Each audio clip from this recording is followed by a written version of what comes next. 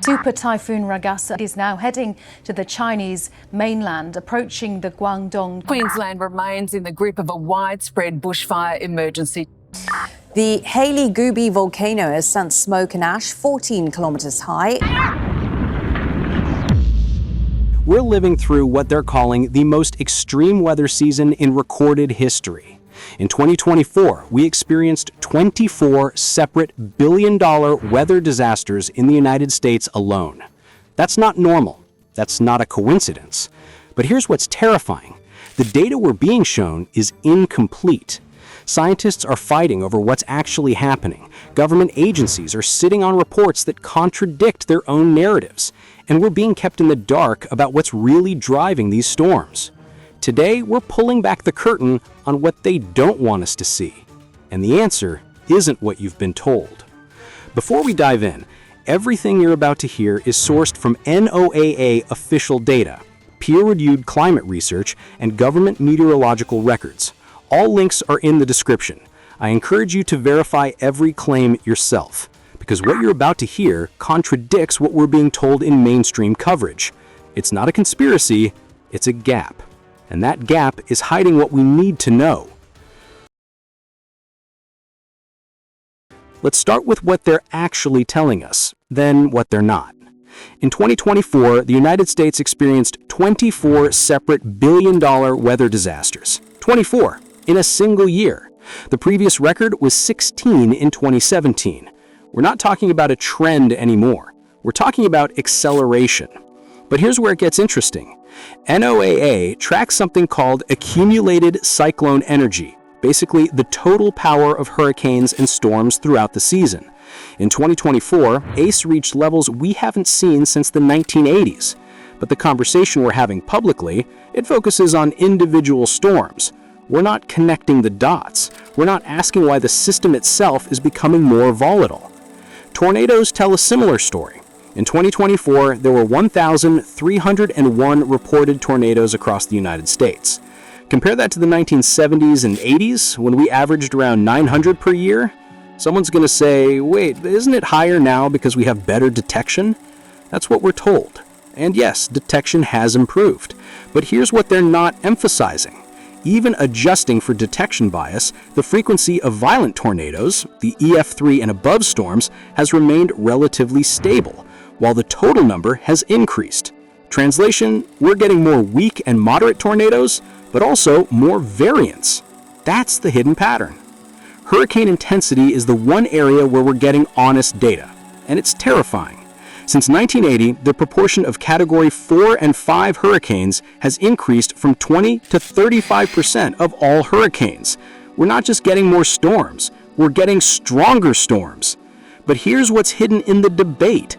Scientists are divided on whether this is primarily human-caused warming or natural ocean cycles amplifying. The IPCC report acknowledges this uncertainty, but mainstream coverage frames it as settled. We're not being told about the debate. We're being told a conclusion. Here's where it gets controversial, and this is where we need to pay attention. In 2023, a major peer-reviewed study found something that contradicted the primary narrative. It showed that while sea surface temperatures have increased, undeniably, the relationship between those temperatures and hurricane intensity is more complex than we've been told. The study found that wind shear, atmospheric moisture, and ocean heat content interact in ways we can't fully predict, and that some of the recent intense hurricanes would have still been intense even without the temperature increase. This study got published, it got cited, and it got buried. Not by conspiracy, by indifference, because it complicates the narrative. It introduces nuance, and nuance doesn't drive funding or policy decisions the way certainty does. There's another contradiction hiding in plain sight. Global precipitation patterns, actual rainfall, haven't changed the way models predicted they would. In many regions where we were told to expect increasing severe flooding, we're actually seeing more drought. Meanwhile, areas that weren't flagged as high risk are experiencing unprecedented flooding.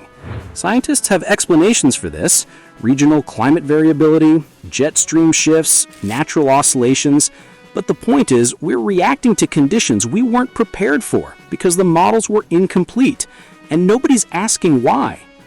The insurance industry knows this. They're raising premiums in areas where they don't predict increasing risk because the historical models aren't working anymore.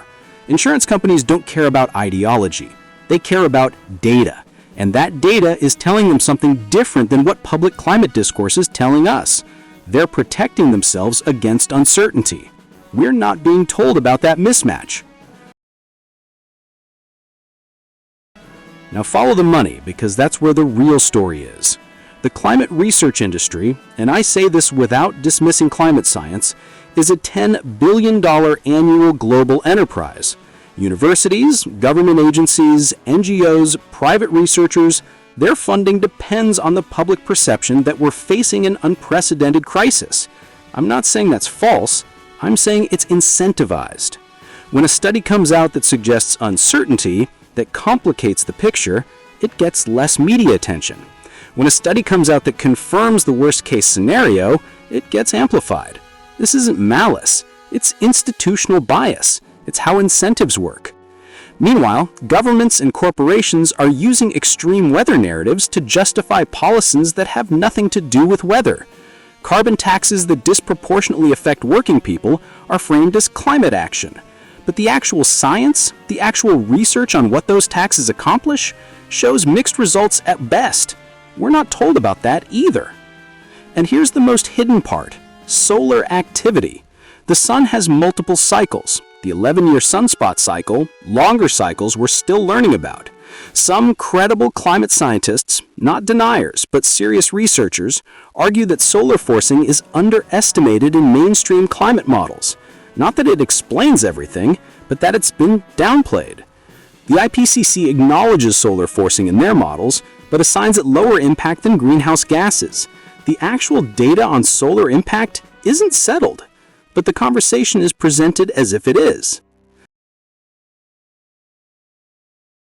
Here's what terrifies me. It's not the weather itself. It's that we're not being prepared for what's actually coming.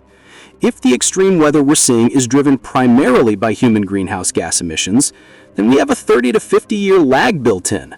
The CO2 we released 30 years ago is still warming the system. We're committed to more warming whether we stop emissions tomorrow or not. We're not being told about that timeline. We're not being told what the realistic worst-case next 15 years looks like. If it's driven by natural cycles, we're completely unprepared because we're investing in solutions that won't matter. We're not building the infrastructure we actually need. We're not hardening our power grids against the electromagnetic storms we're seeing increase. The scariest part, we don't know which one it is, or how much is which, and we're organizing our society's response based on assuming we do know.